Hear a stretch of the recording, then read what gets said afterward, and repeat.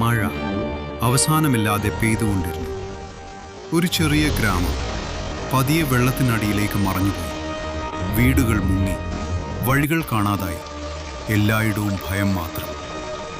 ആ വെള്ളപ്പൊക്കത്തിനിടയിൽ ഒരു യുവാവ് സ്വന്തം വീട്ടിൽ കുടുങ്ങി. സഹായത്തിനായി കാത്തിരിക്കുകയായിരുന്നു.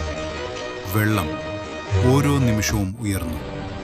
പ്രതീക്ഷകൾ പോലും ഒഴുകിപ്പോകുന്ന പോലെ അവൻ മേൽക്കൂരയിൽ കയറി, കൈകൾ നീട്ടി ആരെങ്കിലും വരുമോ എന്ന് നോക്കി.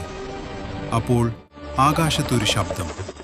ഒരു പ്രതീക്ഷയുടെ പ്രകാശം പോലെ ഇന്ത്യൻ സേനയുടെ ഹെലികോപ്റ്റർ എത്തി.